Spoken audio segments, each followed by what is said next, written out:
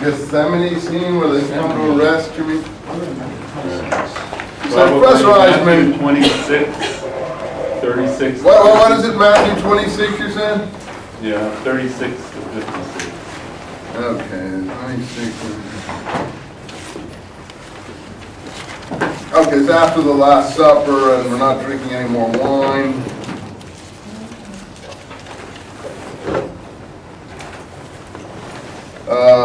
Did we do John 14 and 15? I'm rushing through this stuff. I'm just picking out important things. I do apologize. Let me see if I can... No. First, in Luke 22, Jesus arms his followers, which may or may not be all authentic. You know, it's just impossible to follow these twists and turns that the Gospels take. And most people just, you know, coalesce them all together and assume they have a picture. But, you know, that's not always satisfactory to do that. I just want to point out to you, I could pick up any gospel or pick out interesting material, but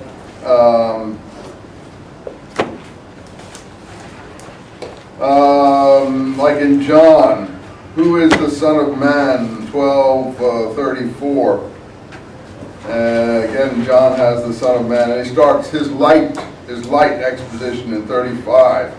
Yet a little light is with you, walk while you have the light, believe in the light. That's the same as the I would say the introduction of John, where we have the light, you know, and the Word was made flesh, and so on and so forth, and light came into the world, and anything to do with light often we consider to be Neoplatonic thinking from Alexandria and Egypt.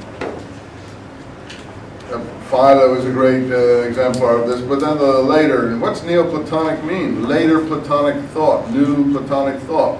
Plato was a very religious philosopher. People don't realize that. They think of him as secular, sort of, you know, doubting Thomas, critical exponent of dialectic and so on, but he had this very odd theological view of the world, his theory of forms and an otherworldly world that corresponded to this world and so on, with absolute forms and things. And then the Neoplatonic thinkers took this step further, that you could get to that world, and that world had to do with light and things like that. But notice they do then, while you have the light, believe in the light, so you become sons of light. Well, that is an expression known in the Dead Sea Scrolls. The sons of light and the sons of darkness. So you see, you come across these little nuggets buried here and there. And so you're always surprised. Notice here in John 13:23, these are not paralleled in the Synoptics, as you know. So I'm just going to the regular New Testament here. There was one of his disciples lying on the breast, and John doesn't usually use the term apostles. I'm not even sure John speaks very often about the 12 apostles or 11 apostles or what have you. That's more like the Synoptics using language of that kind. You say, well, how do you reconcile those things? As you know, I'm not able to reconcile anything. If you don't want to pay attention to the discrepancies, fine, you can reconcile everything. But if you start looking at the discrepancies, then you're in a total illogical universe, which is difficult to figure out where the path through leads, which is what the historical Jesus question is all about. And you say to me, oh, well, you're looking for the historical Jesus in this class. Yes, and you say, well, you say you haven't found him. I say, yes, I'm not sure we can find him with any specificity. He may be here, but the specificity is what we're talking about. So then you mean you don't think there was an arrest in the Garden of Gethsemane? Where do they get that idea from? I don't know. I don't know if the arrest took place in the Garden of Gethsemane or didn't take place in the Garden of Gethsemane. I have no idea. I can't judge finally about that. You have to be the judge. If you think there's something historical in that particular scene, that's fine. To me, I'm not sure. I can't tell. I don't know. There's so many things that are, contradictory that if I were in a courtroom I'm sure if I was a good defense lawyer getting someone off a criminal charge, I would be able to find huge areas here where I could drive my truck of counterproductive evidence through it and get my defendant off with evidence of this kind. So again, if you want to see put your best foot forward and see it as positively as you can, well, I'm sure you can find your historical material that is satisfactory to you. So don't think you shouldn't or can't. The question is it finally reliable, and will you be able to convince everybody? And we don't know. If you say ill will people, no, okay, but even people of neutral will who want to look for this, can you make a convincing case? I don't know. Here's a case in point, line 23, chapter 13. And there was one of his disciples lying on the breast whom Jesus loved. Well, we never heard about that in any of the other gospels. So, well, that's extra material. Put them all together. I don't know about that. That's one way of looking at it. That's the way most people have taken it for 1900 years. And who is this one lying on Jesus' breast whom he loved? Oh, well, go to the Da Vinci Code and you end up that it's Mary Magdalene. You know, that's who they say, Leonardo da Vinci knows everything about Jesus, supposedly. He's painting a picture and it's a woman-like person in his picture, so now we know it was Mary Magdalene, and that proves that 14 centuries before, Mary Magdalene was Jesus' girlfriend. Oh yeah, okay, come on, that's really a tissue of excellent proof. That tells me, quite frankly, nothing. You know, nothing, because there's something in a painting in Leonardo da Vinci that tells me something. It tells me that Leonardo was probably bisexual. That's all it tells me. Which we know he probably was. In fact, he probably wasn't even bisexual. He was probably just bi. I don't think he probably touched a woman in his life, okay? No, I'll leave that one alone. I won't go there. Don't go there, Diane. You know who said that? Don't go there, Diane? When Diane Sawyer interviewed Mel Gibson and she asked him about his father who was a Holocaust denier, he said to her, "Don't go there, Diane, don't go there." Hey, Mel, why not go there? You know, that's an important point, isn't it? Don't go there, Diane, don't go there. In other words, I threaten you, like you did the Malibu police and got the person who arrested him almost fired from the police force there. In any case, let's go back here to this. So there was one of the disciples whom Jesus loved. That's supposed to be John, the narrator of this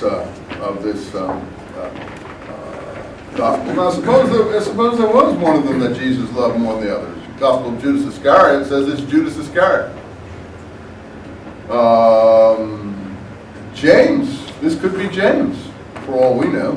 Someone just substituted the name. Well, this individual is never named, except that it's, and this is the individual writing this gospel. I think it may say something like that at the end. I don't know. Anyway, we do have the same scenario. He dipped the piece of bread and gave it to Judas Iscariot, or rather Judas of Simon Iscariot, whatever that means. But I love this next thing that we have here. Judas kept the purse. You know, so he was actually a thief, you know, because he kept the purse. And we already did that one. By the way, at the end of this, even as I love you, 34, so you should love each other. The love commandment, love your neighbor as yourself, the royal law of Scripture. One more time, we have it throughout the scrolls. We have it in Josephus' description of John the Baptist. We have it in Josephus' description of the Essenes, and so on. Let's see. So I bring John up to date, and I'll put my narrative line from John aside at the moment. We can pick up in John 18. And Judas, who was betraying him, in Greek it's delivering him up over, knew the place, because he often went there with his disciples. You see, it's always disciples in John. It's never apostles. You say, so what? Well, I don't know. So what? What's the difference between a disciple and an apostle? Do you know what the difference between a disciple and apostle? I don't know what the difference between a disciple and apostle is. There seem to be more disciples than apostles, that's all. How many disciples? Some texts, the early church say there's 500 disciples. I don't know how many disciples there are. And the apostles are the central group of disciples. Well, it's so unclear that it becomes confusing, that's all I can tell you. And then he took the band of officers, the chief priests, and Judas came there with torches and lamps. And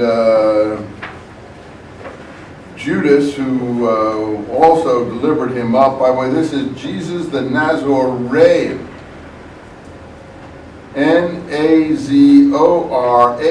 Nazoraion in Greek. Jesus, not Jesus the Nazarene, not Jesus from Nazareth. What does Jesus the Nazarene mean? I don't know. I just did, but I'll do it again for your sake. Nazoraion. In transliterated Greek letters. That's what your interlinear or your linear is supposed to do for you. Give you those spellings. I'm not chiding, I'm just giving you. And he was standing. Again, look at the standing usage. He was standing with them also. Was he a standing one? Was he one of Simon Magus's standing ones? Why would he put there? And he was standing with them also. Why doesn't it just say, and Judas, who was delivered up, was there too, or was with them also? Why does always it's standing? Maybe no reason. I think it's curious.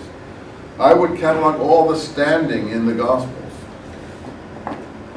since we know from the Pseudo-Clementines that the standing one is this primal Adam, supernatural sort of incarnationist being. I've repeated it enough so. And look, then Simon Peter drew the sword he had and struck the servant of the high priest and cut off his right ear. Now you see, I don't know, we'll go back to the other Gospels in a moment. John has more detail at these points now. He knows whose ear he struck off, and he knows it's Simon Peter who's got a sword. How come Simon Peter suddenly is walking around with a sword? You say, what's going on here? Again, they always misunderstand the Master's message. These are not sort of peaceful saints, and suddenly they're armed people. What are they doing with arms? Why is he dueling with the high priest's servant? Again, how accurate is this picture? That's what we're looking for, aren't we? Again, you can discuss with me. I'll just keep going because we don't have that much time. I know you probably have your own views, and I apologize for not sitting and moving them back and forth. We just don't have enough time, otherwise we can't get through it, and I appreciate your forbearance on that. But did this happen in this way? I don't know. You'll have to decide. Then Jesus said to Peter, "Put up your sword. Should I not drink the cup usage there, which the Father has given me?" So he's Socrates here. He's not going to resist. Socrates if you know the Phaedo, if you know the Crito, if you know the various dialogues of Plato, they go to Socrates, they tell him to flee, and he won't flee. He said, I have to, I've done nothing wrong, and he basically preaches non-resistance to evil. So this is not new. This is known in the Greco-Hellenistic world as a heroic way to behave. And frankly, I think it draws on that. I don't think it's Palestinian. I don't think this is known in Palestine, this way of behavior.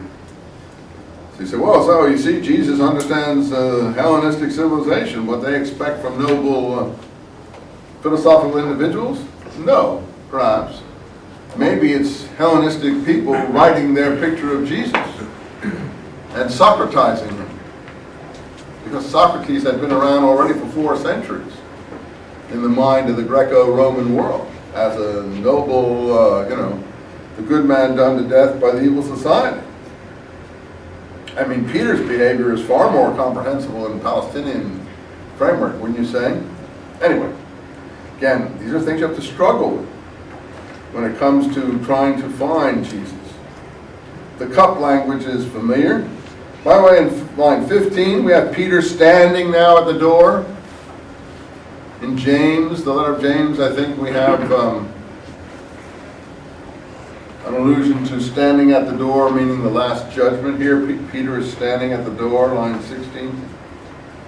And the officers were standing and warming themselves, and Peter was standing with them. In line 22, he said these things. One of the officers standing beside Jesus gave him a blow with the palm of his hand. And 25, Simon Peter was standing and warming himself. I mean, that's around 6 standings there. Is that just because the guy's a bad writer? Or is that the usage standing have a lot of significance? Is it a charged expression? Again, I can't go into it any more than that. We're just looking at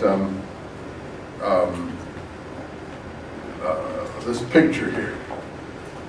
But as usual, Peter is portrayed as a stumble bum loser.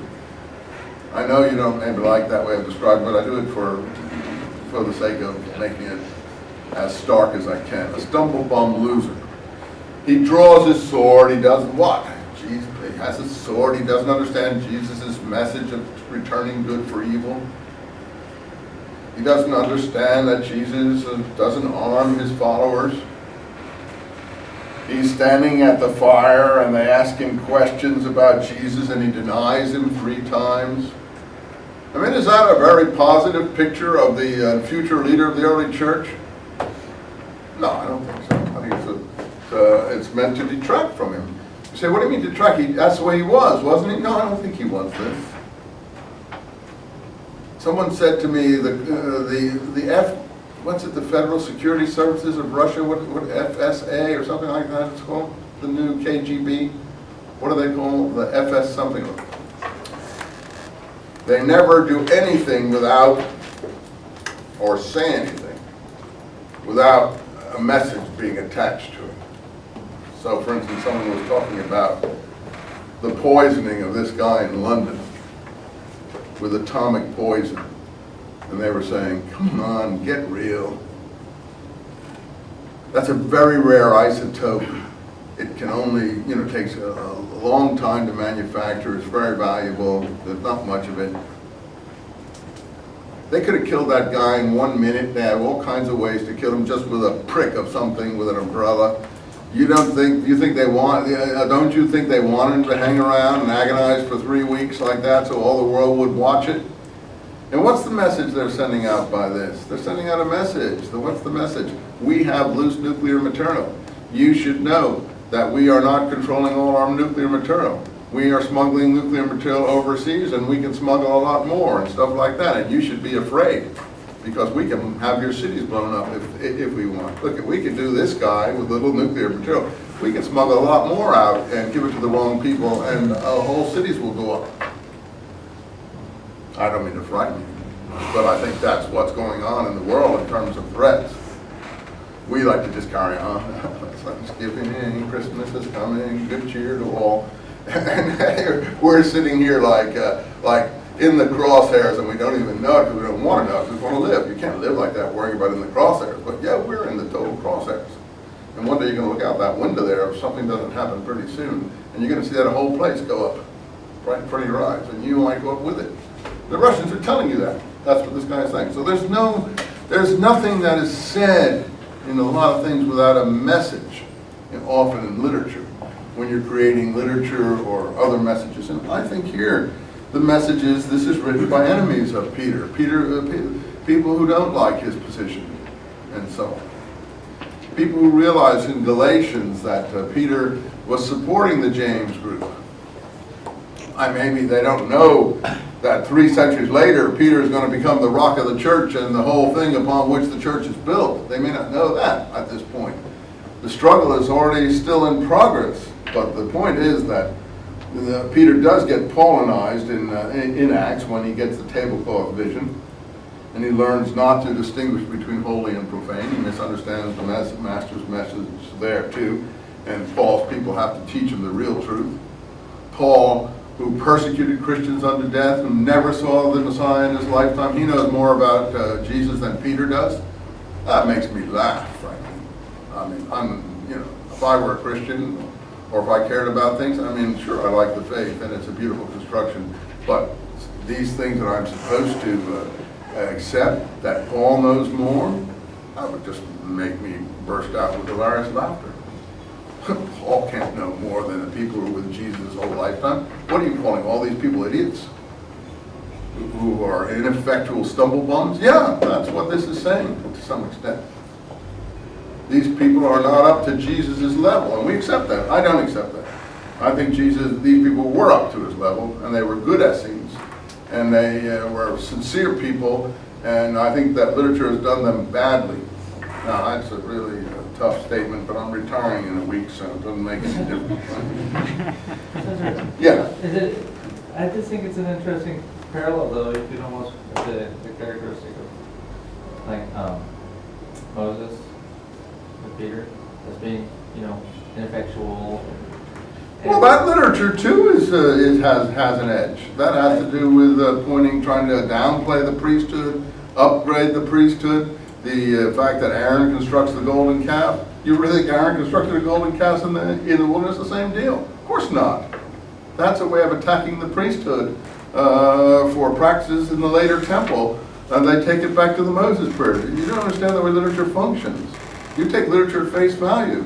Literature doesn't function always at face value. Maybe face value if you think they knew what happened in the wilderness camp 10 centuries before. No, this is attacks pro and anti-Aaron. I don't have time to do that. So I can't go into the arguments because otherwise I'll just not be able to get to the end of the class. I would like to be able to do that if we had a lot more time, seminar or something. But I can tell you this is what we do in the Old Testament class. We show that with the rod, Moses is a stumble bum. He can't speak. He needs Aaron to come out and do all the miracles for him and speak for him.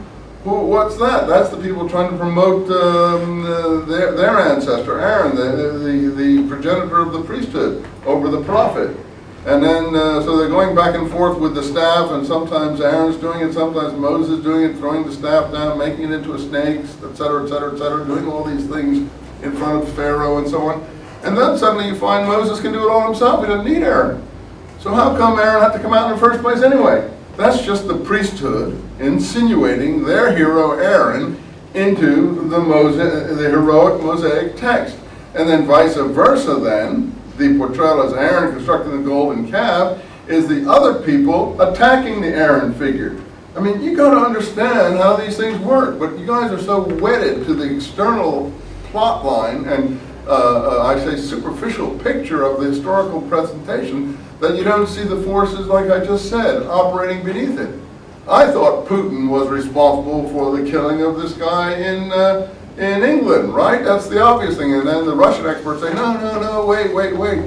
Yeah, he doesn't like him. He'd want to get rid of him, but this is the wrong time. And if he wanted to do it, he wouldn't have done it like that, so he can bring all this disapprobation on himself. It's people who are more hardline than Putin, wanting to make Putin look bad. Well, those are interesting hypotheses. I don't know if they're all true or not, but you have to think about what things mean. What are the writers trying to convey to you? When the writers show Peter questioning, should I go to the Roman centurion's house or shouldn't I? And then a tablecloth comes down and it says eat, and Peter says, I've never done any such thing.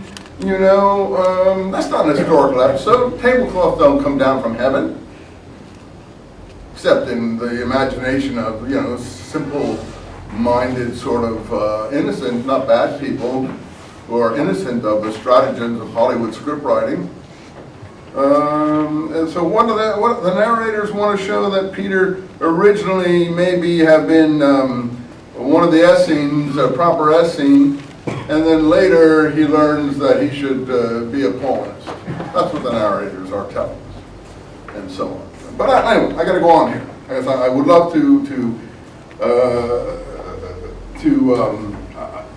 juggle these things, but Peter is portrayed badly. That's all I can tell you. I can give you about 10 scenes that Peter is portrayed badly. Why is it in the interest of the narrators to portray Peter as badly?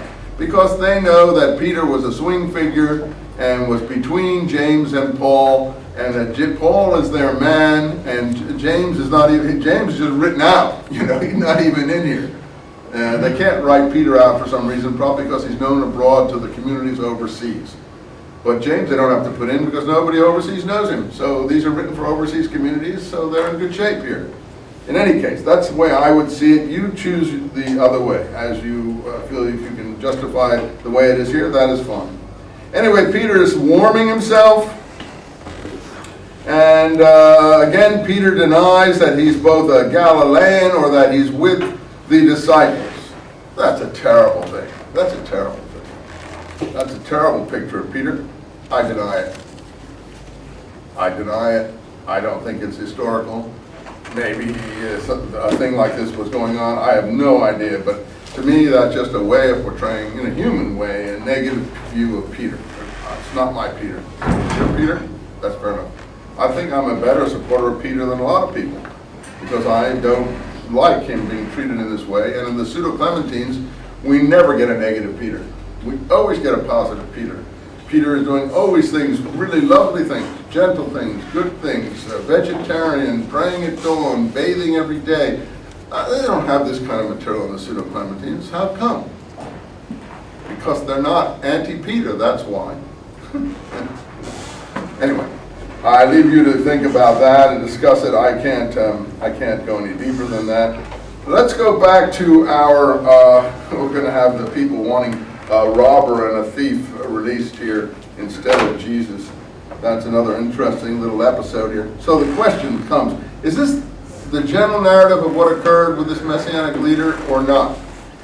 I can't say so far, and you'll have to be the judge as we've said. All right, let's move on past all these things here. John 14, John 15. And we've done the cursing about they shall put you out of synagogues and things like that. That is John 16, which has to do with a much later period when the Jews did recite a curse in their synagogues on the minim, the sects, S-E-C-T-S, not X as my friend wants to rib me with. And by the way, Jesus in John 16:7 is called the Comforter. And he is to come who will convict the world in respect of sin and righteousness and judgment. I think there's a comforter or a figure of that kind mentioned in Isaiah. Okay, the garden, like you wanted me to get to. Here we are on Matthew 26. So Matthew 26:36. So they're all up on the Mount of Olives where they seem to have hung out. Now, did they hang out on the Mount of Olives?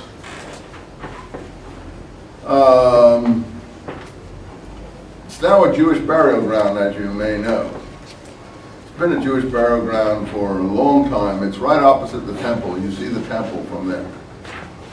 I found my great-grandfather's grave on the Mount of Olives after the Six-Day War, and I didn't even know that I had a great-grandfather.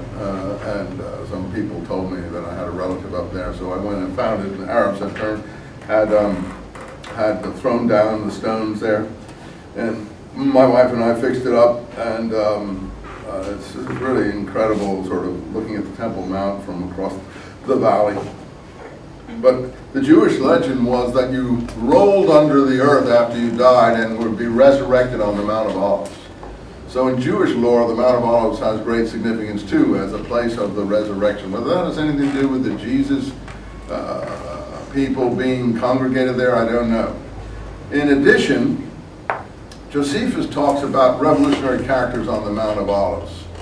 I think either the Antiquities or the War, he speaks about the Egyptian, I think, or another prophet who was up on the Mount of Olives. This was in the 60s with his band of people, and who was a Jesus lookalike. What he wanted to do was walk around the city of Jerusalem and make the walls fall down so his followers could enter it. That's what Joshua did in Jericho, so I would call that a Joshua lookalike. You have to pick up all these troublemakers in Josephus and try to catalog what information emerges from these troublemakers. For instance, in the same time as Jesus is supposed to have been arrested and executed under Pontius Pilate here, I hope I'm not boring you too much, in Samaria, there's another troublemaker. What's his name? He's called the Tahed. He's called the Tahed. It's the Samaritan Redeemer figure. That's not his name, but that's his title. It means the restorer. And he's a messianic figure in the Samaritan form of Judaism. You say, who are the Samaritans? The Samaritans claim to be the descendants of the refugees of the northern kingdom carried away 7 centuries previously by the Assyrians. I know this is tough to entertain all these things. The Southerners, the Judeans, the Jews, don't entertain their traditions, and therefore they look askance upon the Samaritans. They say the Samaritans were a mixed people that later came in, Alexander's soldiers, other settlers mixing with local populations. You know, when they carried people away, they didn't kick everybody away. They would only cut the heads off, take the notables, the aristocracy, those people of influence, and left all the common people on the ground. They couldn't just march everyone away. I know you see big paintings where the whole population is marching away to Syria or Babylon. That's just nonsense. They didn't march hundreds of thousands of people off to Babylon. They would take they would take the upper level people that had some influence and cart them off. But they're not going to take peasants out of their homes. Maybe the country would not function very well, and these peasants would leave. So Samaria wasn't depopulated, it just became, anyway, the Southerners, the Judeans, where Jews come from, looked askance on them, and the New Testament is aware of it, so it portrays, guess what, the Samaritans are good and the Judeans are bad. That's, whenever they get a chance to drive in a little barb like that, they do. The Good Samaritan. We now know that Samaritans are good, the Good Samaritan. Maybe the Good Samaritan was good. I'm not against his or her being good, but I'm sure there were some good Judeans too. Why don't we have the good Judean someplace? Well, because that wasn't in the interest of the writer to portray that a good Judean. Anyway, the point being that Josephus tells us, as usual, of a messianic episode during Pontius Pilate's reign where a Samaritan restorer figure, now it turns out Simon Magus came from Samaria. And the Pseudo-Clementines cover that as to other early church literature, which is not covered properly in the New Testament. The New Testament have the confrontations between Peter and Philip and Simon Magus taking place in Samaria, as you may recall. So the New Testament knows that Simon Magus is a Samaritan, but it doesn't tell us he's a Samaritan. The other literature tells us they even know where he's born, a place called, I think, Gihon in Samaria, or no, Gita in Samaria. I cover all that in my books. If you look under Simon and Magus in my books, and have pretty good indexes, you'll find all that. Anyway, I don't know if this Taheb is supposed to be Simon Magus, because he's got another colleague called Dositheus. Now, I don't want to weigh you down with this stuff, but all this is from the Pseudo-Clementines. And the Pseudo-Clementines said there were 2 disciples of John the Baptist, so the Pseudo-Clementines know more than the book of Acts, who were Samaritans, called Dositheus and Simon Magus. So, you know, there are all kinds of leads that are hanging out there. And they all have sects of their own, supposedly. And clearly Simon Magus' sect is opposed in some way by the early Christian sect overseas. Paul has trouble with Simon Magus type people. But in Josephus, Simon Magus is someone who is involved with the Herodian family the same way Paul is. I can't really catalog all this material for you. I mean, Josephus is endless encyclopedia of material that you can dig out of. And there, I think I told you, he's called Atomus. Simon the magician, who was also called Atomus. Well, what do you mean Atomus? That's Greek, Atomus. It's probably a garbling of Adam, of Atomus, of guess what? The primal atom. He was also called the primal atom. And what do the pseudo-Clementines tell you about Simon Magus' doctrine? It's the primal atom, the standing one. It's all in the first books of the pseudo-Clementines. Both the homilies and the recognitions have all this material in it. And other books do too. So anyway, there's a lot going on in Samaria, which is the point. Who the Taheb is, I do not know. But in any case, what he wants to do again is, guess what? Show them the signs. What signs? Jesus is showing signs. All these people are showing signs. He wants to find the hidden utensils of the temple, that he says he can reveal the hiding place on the Samaritan holy mountain, Mount Gerizim. And he takes the people up there to look for the signs of the hidden holy utensils from the temple or something like that. He's a restorer figure. He's going to restore the... Joshua gives his final farewell address in the book of Joshua on Mount Gerizim. Joshua comes from the tribe of Ephraim. Ephraim is Samaria. Ephraim is Joseph's older son. It's all too complicated to give in this short session. But in any case, so therefore, the Taheb is a kind of Joshua redivivus again. And that means that Jesus redivivus. Because Joshua and Jesus are the same name. I don't know what it all means. I only know one thing. There we actually have a crucifixion. Pontius Pilate went up there, brutally put that down, and had these people crucified, particularly this Taheb figure. Now, is the story of Jesus in the Gospels here reflecting the story of the Taheb, who we know was executed by Pontius Pilate? We know he executed the Taheb by crucifixion. Is this taking elements from an unknown narrative relating to that and transferring it to Jerusalem, and then giving us this scenario with Pontius Pilate? Why is Pontius Pilate so nice here and so horrible in Samaria? See, I got millions of questions here. Now, the person who's never read any of this material, what questions could they possibly have? None. Hey, this has been accepted by 30 generations of people. My ancestors all accepted this. No one had any problems with it. How come you're coming along and making problems? I'm not trying to make problems. We're looking for the historical Jesus. And I don't know. I know more about the historical Taheb, more reliable information than the historical Jesus, because at least Josephus tells us about the execution of the Taheb. Now, you want me to prove that the Gospel, that the New Testament knows the Taheb?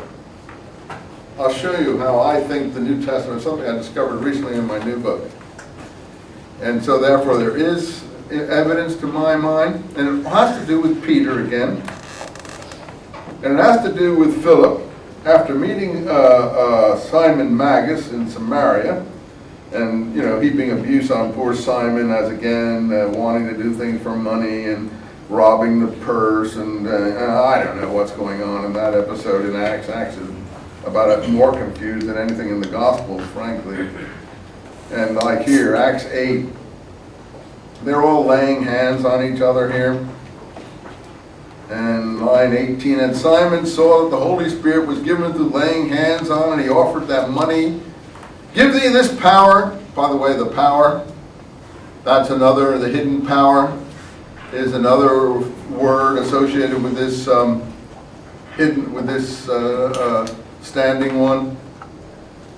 And also a later leader called El-Kazai, the El-Kazai's hidden power people. Give me this power, that on whomsoever I may lay my hands, that he may receive the Holy Spirit. But Peter said, may your money be destroyed with you, because you thought the gift of God could be gotten by money. Therefore repent of this wickedness. For I see you are the gall of bitterness and the chains of unrighteousness. Sorry to get worked up here. Trying to dramatize this. Poor nasty Peter here. Very angry about things. And Simon answered them and said, pray the Lord that none of these things which you say may come to be. Then when they had testified and preached the word of the Lord, and they preached the gospel in the many villages of the Samaritans, that's the end of it. Well, what? Simon becomes their friend after that? Is that it? I don't know what the outcome of this episode is. Oh, let it go. Then Philip meets the Ethiopian queen's eunuch, which is a very important little episode. I don't have time yet to cover it. Hopefully we'll get to it. And then, because he's on his way somewhere, he's on his way south, but he ends up going north. He's on his way going to Gaza, I think, but he ends up in Caesarea in the north. He's supposed to be going south. Saul is breathing threats, and so on and so forth. Let me get on here, and then we get into chapter 9. 31. The churches throughout all Judea, Galilee, and Samaria had peace, and they were multiplied in the comfort of the Holy Spirit, etc., etc., etc. Then Peter was traveling to Lud, and he meets someone called Enos. Enos is, of course, the name of Virgil's hero that founds Rome. And I'm sure that Peter didn't meet someone called with the name of Enos. They're just pulling these names out of whole cloth here. And he was paralyzed. And of course, I think Peter cures him or whatever. And the people in Lydda heard about this. And there was a disciple in Jaffa where Peter's going to go before the rooftop vision, right? And that is named Tabitha. And she was also called Dorcas, or in some minds just Doethus. And so Peter goes there, and Dorcas, or Doethus, Dositheus, wants him to do some curing, and then he turns to Tabitha,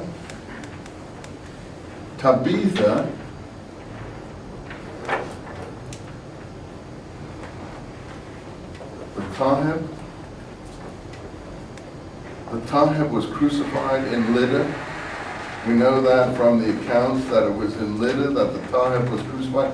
Peter goes to Lydda and he meets someone called Tabitha.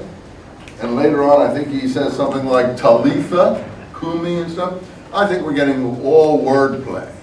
Oh, and even more than that, apparently the place where the Taheb was arrested was, I think it's called in Josephus, Tahabatha. Tahabatha is the place where the Taheb is arrested. So you say, what are you saying, Eisenman?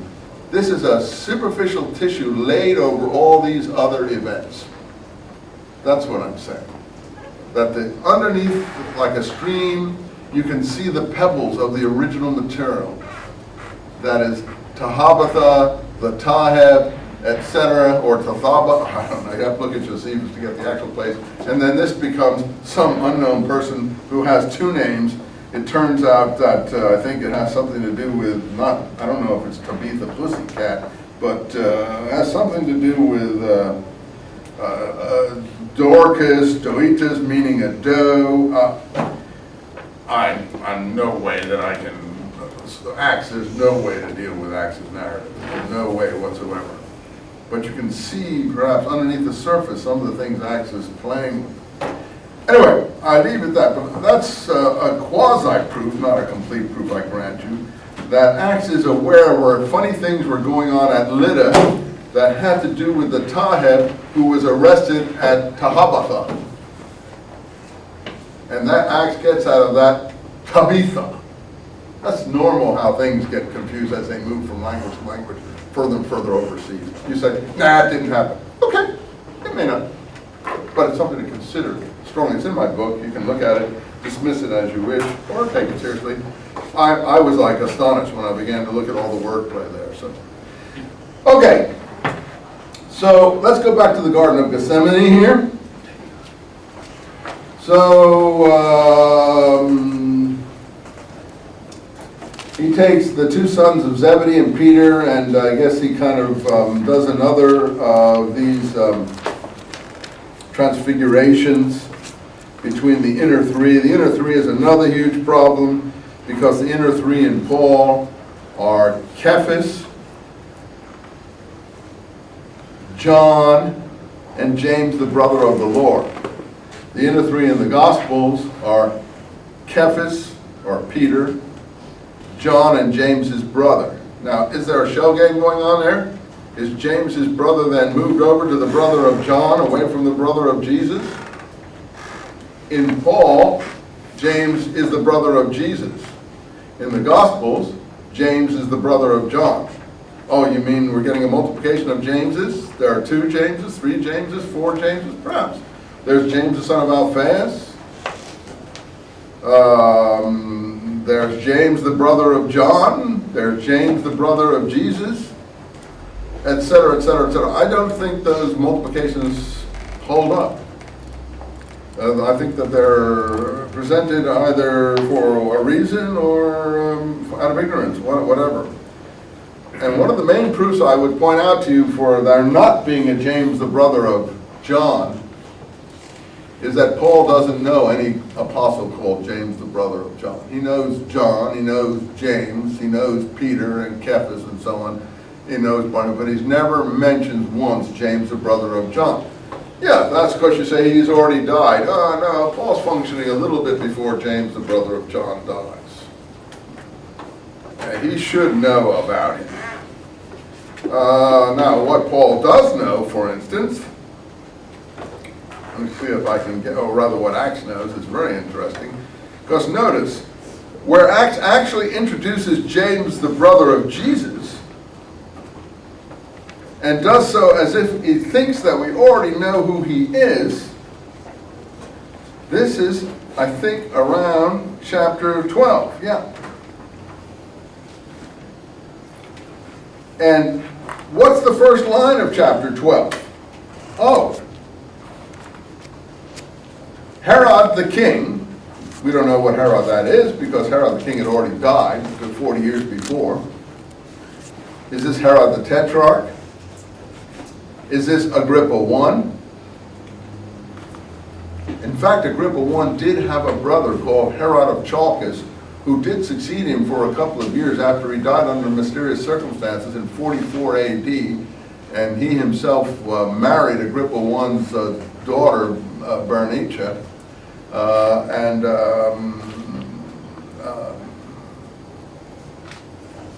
maybe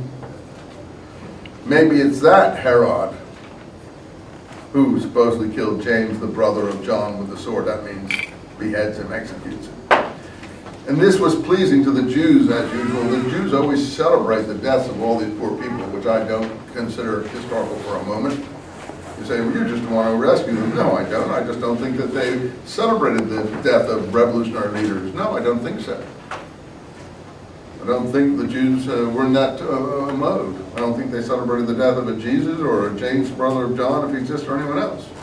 And then he seized Peter and was in the Passover because he knew trouble was going to happen, and he put him in prison. And this is the period where Peter escapes from prison. And he goes up to Jerusalem. And this is interesting. 12, he came to the house of Mary, the mother of John Mark. That's the first time we've ever heard of him. Another of these multiple characters. Mary, the mother of John Mark. If he was going to leave a message for James and the brothers, wouldn't he go to Mary, the mother of Jesus, to do that? Wouldn't he go to Mary, the mother? Isn't that the logical place to go? Why would you go to the house of Mary, the mother of John Mark, and then tell James and all the brothers that I have escaped and left the country? And which James is this in line 17? Go tell these things to James and to the brothers. And which brothers? All the brothers in the church or the brothers of Jesus? He's gone to Mary's house to leave a message for James. This is why I say Acts is just, really, I take a whole class on Acts, I have to tell you that. Acts is just like a maze, and you have to have a lot of perspicuity to start to dig through the maze. You people say you have to maybe say a lot of ill will or something. No. You can have a lot of insight to see what's going on beneath the surface of Acts, where they're getting this material, and if they are transforming it, how they are transforming it. I'm sure they're transforming it. But you see, this is very convenient. In the same chapter that the one James disappears, the other James appears. And look, if you were an ignorant person, you would say, what James? Who's this James in 17? I thought James was just killed. And you wouldn't know who this James was. Unless from outside sources you realize that James, the brother of Jesus, was the leader of the early church, and Acts up to this point has done its best to conceal this point, leaving him out of all the early first chapters and so on and so forth, all the chapters of visiting the Temple Mount, etc., etc., etc., using this character called James, the brother of John, to conceal him, who is really of no significance in the history of the early church whatsoever, and so on. So, you know, this is what the subject of my James book was. So I have nothing to say about all that except to point out this issue concerning James and the central three. The gospel central three are Peter, John, and James, his brother. And I submit, is his brother the brother of Jesus or the brother of John? Everyone says his brother is the brother of John. And I would, from Paul, I think it's clear the brother is the brother of Jesus. I don't know, maybe there was also a John and James too. I have no idea. I mean, this becomes totally confusing. But in any case, this episode in Acts here is very interesting. Who's John Mark and who's Mary? I would say that this is an obfuscation that Mary is the mother of the other brothers. That's my conclusion here. And the writer doesn't want to tell us this, so he just invents another Mary. We'll have about 4 different Marys here. Well, I don't think we have 4 different Marys. You can start to coalesce all the Marys down to basically 1 or 2 at the most. We don't have all these Mary, the mother of John and James, Mary, the mother of the brothers, Mary, the sister of her own sister Mary in the Gospel of John, Mary, the mother of John Mark. No. Just collapse them down. There's only a few characters, and the multiplication of the characters is because of theological issues that different writers are worrying over. In any case, I would say that if this episode occurred, Peter says that he's got to leave the country. And by the way, this episode blames Peter because he gets his jailers killed because he escapes. What happened later when Paul has the same opportunity to escape from prison in an earthquake when the prison fell down in Asia Minor? Do you remember that episode in Acts? Paul doesn't wish to escape. Why? He doesn't want the jailers to be punished. So you see, Paul is by implication superior to Peter. He doesn't want his jailers to be punished, where Peter escapes and gets his jailers killed. Another quasi-implication there that Peter is inferior to Paul. Now, you know, I don't think Peter's inferior to Paul. I'm a good Christian. I take Peter, the rock of the church, seriously. And I don't like all this defamation of my Peter. But some folks, like stories, and it's a different assessment, and everyone has to do their own assessment. But I like this one last point. And they recognized the voice of Peter, line 14. And she did not open the gate for pure joy. But running inside, she told them, Peter was standing in front of the gate. There's the standing again, the standing one at the gate.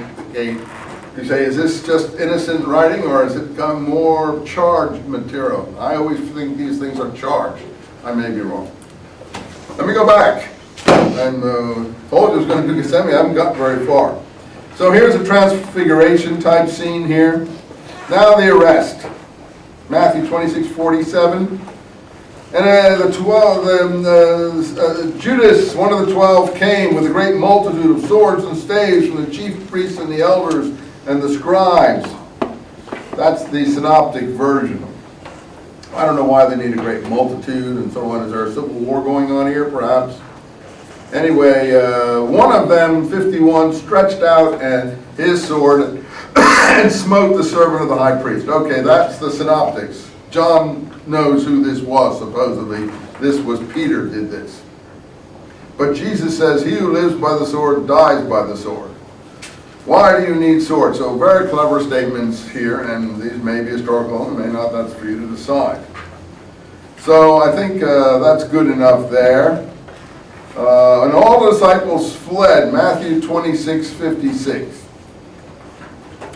And then Jesus, according to Mark, a lot of people, particularly people who are into gay rights and things, make a lot of this one, that Jesus is supposed to be in a tent with some guy naked, doing some sort of discoursing or teaching, according to Mark. And there's a lot of people into that orientation, particularly in New Testament studies. And Smith, I think his name was Morton Smith, he has made a lot out of this, the secret teaching. Jesus was communicating naked to this fellow. And a certain young man followed with him in Mark, and having a linen cloth cast about him, and as seen over his naked body, they hold on him. But he left the linen cloth and fled away naked. Jesus was in the tent there, or doing something with this half-naked guy, and this is very big for the people who are into that aspect of, you can just blow all these things up to huge proportions, depending on your particular interest. The trial before the Jewish authorities, this has been labored over plenty by everybody, but look at John 18, Annas, the father-in-law of Caiaphas. So this is a family that has the high priestess. Annas, really his name is Annas. You look at the biography of the death of James. This is the first Annas. He's supposed to be the trial of Jesus. His son, Annas, Ben Annas, is the one who pursues James and finally destroys him in a Sanhedrin trial. Now there's another member besides Caiaphas who's just a brother-in-law. By the way, we found, it looks like we found Caiaphas' burial box among one of these interesting ossuary finds, and you can Google that up if you're interested. It was found about 10 years ago in a locale around Jerusalem. It's got Kaifa scribbled on it in very rough script. K-I-A-P-H-A, Kaifa. So it looks like it was his. It doesn't look like it was a forgery. Maybe it was, but I don't think it was. You can look that up if you want. And then there's another one that Josephus talks about in the 50s called Jonathan. He's also a son of this Annas. He was at the first trial here, supposedly, of Jesus. The sequence of high priests here. Now, Jonathan, why he appears in the 50s in Josephus, is assassinated by the Zealots. What? I always tell you, look at enemies. Group together like people and like enemies. The early Christians and the Zealots have the same enemies. Annas is abominated by the Zealots. And the most extreme wing of the Zealot party, in particular the Sicarii, who I'm sure didn't call themselves this, as I made a point over and over again in my work. Sicarii is the Roman word for knife. Short knife, a little like the Arab dagger. They always have a curved little knife that they had on, the Arabs walk around with it. I've told you about that previously. Josephus introduces the Sicarii in the 50s as the extreme wing of the Zealot party in the assassination of Jonathan, the son of Annas. Now, why were the Sicarii assassinating the same people responsible for the death, if this is some accuracy here, of persons, messianic agitators and messianic revolutionaries and agitators like Jesus? If we can, identify Jesus in any precise historical way at a given time. Why do they have the same enemies? Why are they assassinating these people? And why, when they finally get control of things in the temple, that's why it's important to read Josephus carefully. In the last phase of the uprising against Rome, right in the middle of the siege by the Romans, when Josephus actually starts calling them not Sicarii but Zealots for the first time, he doesn't use the word Zealot ever. Never uses the word Zealot in his early writings. He even uses Sicarii before Zealot. Even when he talks about Judas the Galilean, he calls the movement of Judas the Galilean a fourth school of thought. He doesn't call them Zealots. We call them Zealots because we think the term is being used. No, he only starts talking about Zealots when we get vengeance, I think, for the death of James. After the death of James in 62, we know it's because of Ananus ben Ananus. Josephus makes it very clear about that. Now, these are historical materials in Josephus that I think are accurate. Why? Because they seem accurate. They're not supernatural or anything like that. They're just prosaically presented to you. Josephus has no reason to doctor them up too much, a little bit perhaps. So then these zealots surreptitiously allow a wild group of non-Jews to enter the city, and they go through the city and slaughter all the high priests. And in particular, why are they slaughtering all the high priests? I thought the high priests were the popular people. I thought they're responsible for the death of Messianic leaders, that the crowd is applauding. You see, it's all nonsense. The crowd is against the high priests. Why? Because the high priests are put in power by the Herodian family and are considered to be corrupt. It's a puppet high priesthood. They want a righteous high priesthood. That's what the Dead Sea Scrolls are all about, a righteous high priesthood, and the letter of the Hebrews is very much into that idea of a priesthood, of a priest of higher righteousness. Priesthood order, after the order of Melchizedek, Zedek meaning righteousness. So they go through, and they slaughter Ananus ben Ananus, and Josephus' own friend, a guy called Jesus ben Gamaliel, who Josephus over and over again shows he loves. I have a lot about those people in the New Testament code. Now, one of the big things they do is throw their bodies. Josephus said they stood above them and berated them for their kindness to the people, which is a big joke.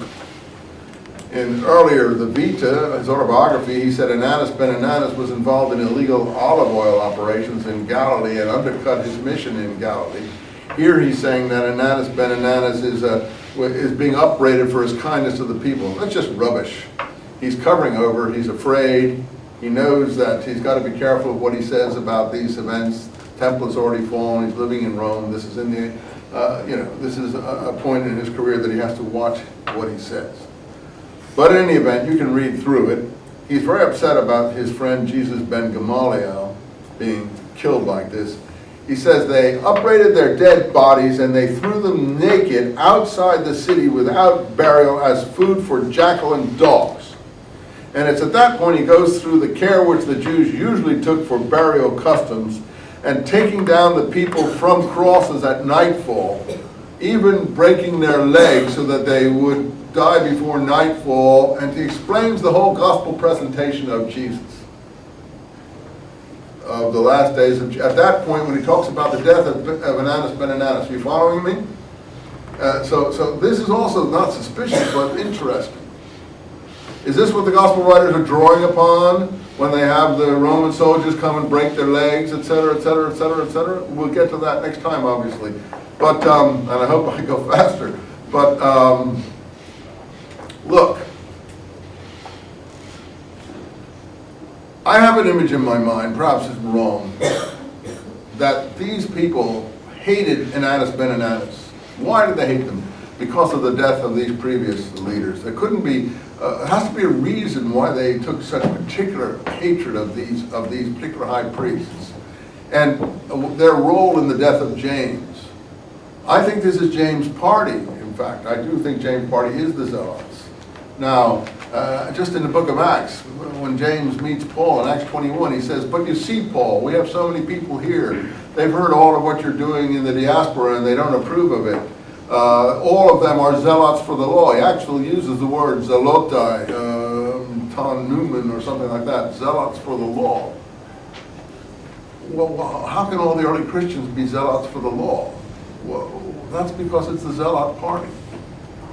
And James is the leader of the Zealot party. Paul is the leader of the Christian Messianic party overseas.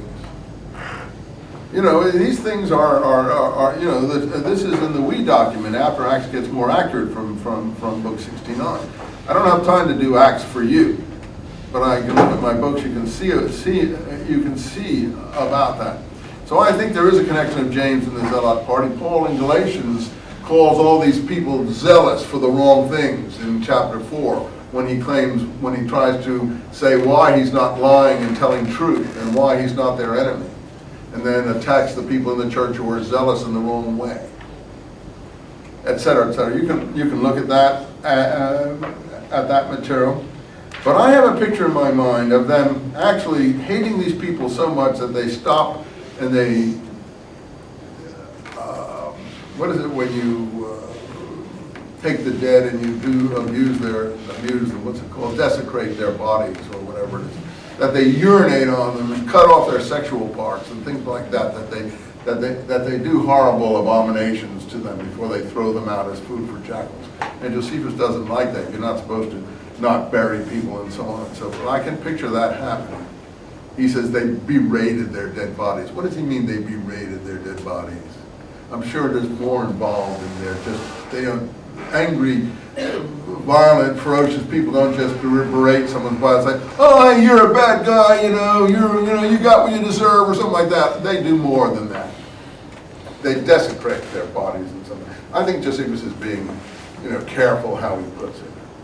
Because why is it important? Because the scrolls talk about the destruction of the righteous teacher, that they took vengeance upon the flesh of his corpse, the Habakkuk Pesher says.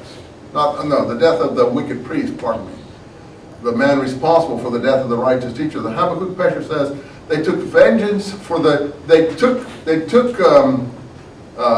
vengeance for the death of the righteous teacher, or his destruction of the righteous teacher. And they took vengeance, that's in the Psalm 37, Pesher, they took vengeance on the flesh of his corpse. And I do believe that reflects what we're having here. And that's why I said that there are things that link up in the scrolls with this kind of material. I got to go back here. Anyway, so we have Caiaphas. It's an earlier generation of this same family, which is really hated. And now, with him were the chief priests and the elders. And it was nighttime. Now they've called a special Sanhedrin on the either eve of Passover or first night of Passover to deal with this person. No. Jews don't get up in the middle of the night and run and have Sanhedrin meetings and stuff like that. But the interesting thing is that it's at the house of the high priest. I don't know if I can find you there, where they seem to have this meeting. I don't know if you can see where I'm talking about, that it isn't in the normal place. I have strung together a series of materials from the Talmud that says, in this period, the Sanhedrin was exiled from its normal place of sitting on the Temple Mount in the chamber of the hewn stone to a house outside of the temple precincts.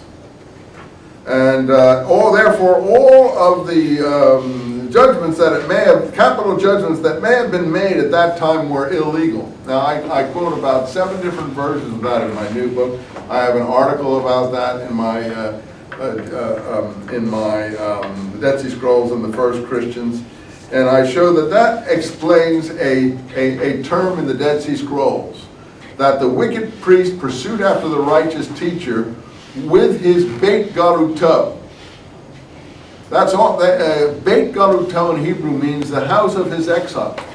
The Sanhedrin was exiled from its normal place of seating to a house outside Jerusalem, outside the Temple Mount, etc., etc., etc.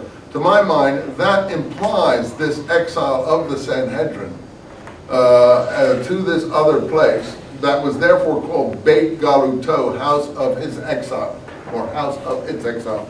I go through that quite carefully. I know this is esoteric stuff, but it's interesting that the Gospels do back this up in that regard, that there was something that went on at the high priest's house.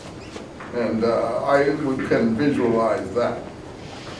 Jesus says some things. What I was talking about here was that I could build the temple up in 3 days and so on. I wasn't speaking, I think, something about his body. And the high priest said, tell us whether you are the Christ, the Son of God. Well, the high priest wouldn't know what the Christ was. And I don't know whether saying you're a son of God is particularly worthy of death or whatever. And Jesus replies, "You will see the Son of Man sitting on the right hand of power, coming on the clouds of heaven." And then they rip to their clothes and say blasphemy. Again, it's the same thing that we have James saying before he's killed, "You will see the Son of Man." And again, it's the Son of Man thing again, sitting on the right hand of power. The power ideologies are interesting. Mark says basically the same things, but the charge is blasphemy. Well, if it's blasphemy, then it should be stoning. Blasphemy is actually the charge against James. Blasphemy in the Talmud is usually applied for pronouncing the forbidden name of God when you're not allowed to do that. Usually God has a secret divine name, Yahweh, or Jehovah, as many people see it, and that's forbidden to anyone but the high priest on Yom Kippur in the inner sanctum of the temple.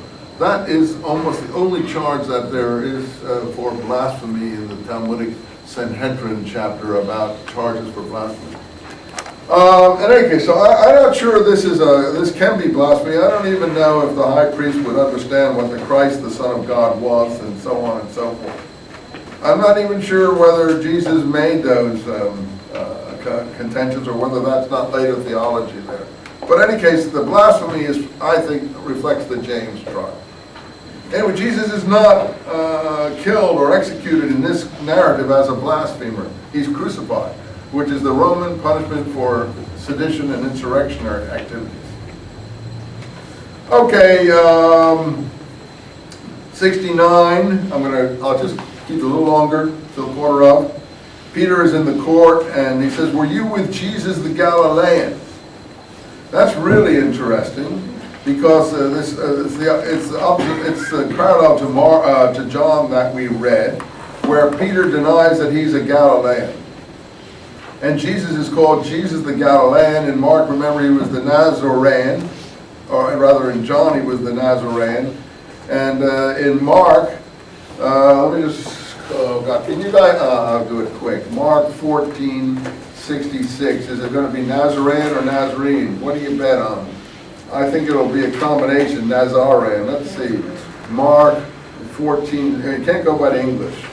Mark 14:66. Let's look at the Greek. 14:66. Time is killing me. So it's Nazarene. So it's Nazarene. So in Mark it's Nazarene. Yeah, Nazarene.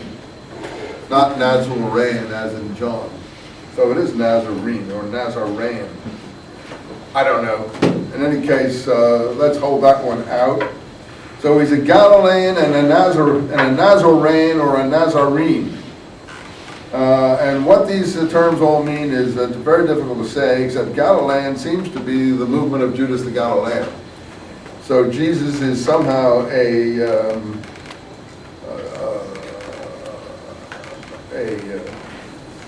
not a follower, but someone who is in the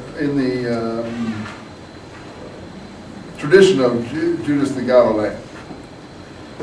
And Luke has, "Are you the Son of God?" in line 2270. But finally, in Luke 23, they bring him to Pilate and they say, "We find this man perverting our nation, forbidding giving tribute to Caesar, and saying that he is Christ the King." So here the charge is different. It's sedition. So the charge isn't blasphemy. So it isn't clear here. And Pilate is, of course, interested in the charge of King of the Jews. That is sedition because the king is supposed to be appointed by the Roman emperor. So here in Matthew 27:11, and I'm moving quickly because I want to get to a good place to stop, they say, "Are you the King of the Jews?" And Jesus doesn't answer, sort of like Socrates, "You have said it." But in John, he's loquacious. "Are you the King of the Jews?" And Jesus answers saying, "Thou this of thyself, and did others tell?" And he gives a long speech. So again, you have a contradictory testimony on these things from the two presentations. So you know we have script writing going on here. Who's got the right script? When you have a contradictory script, You can't even tell that the script is accurate to begin with. So we don't know if Jesus, Pilate now is presented very positively, Mark 15:5, Matthew 27:14, and Pilate marveled. This is a wonderful guy.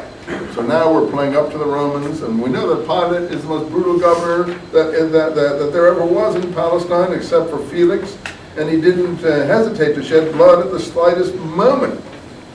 Anyway, Jesus goes on in Matthew to give a whole description of why he's not a competitor to the Roman emperor, because my kingdom is not of this world. And if this were not the case, the Jews would not have been delivered, I would not have been delivered to the Jews, again, someone who's outside the Jews, etc., etc., etc.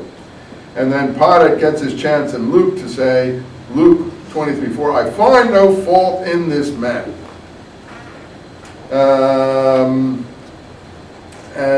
Let's see where we finally have in Matthew. If we go on and on and on here, with these situation, and Pilate saw, line 27-24 of Matthew, that he prevailed, nothing but rather a tumult was arising, and he washed his hands before the multitude, saying, I am innocent of the blood of this righteous man. And all the people answered, his blood be on us and our children. And so on and so forth. This is the terrible cry that the Jews supposedly cry out, we want to be punished forever for his blood. I'm not sure the historicity again. We'll talk about this next time. We got to hurry up because I think we can do it in the next 2 times. We can get through these are very important chapters. I'll go back to what we just did a little more. And you guys read this stuff carefully and let's see if we can finish up the last scenarios here. So what's the deal? Am I meeting you down there? Is anybody coming, you think? So, you're going to introduce me and then I'm going to talk? Yeah. Who's Todd? That's what he said. Okay. Yeah, so, so tell me something. I got some books, so I'll put some books out there so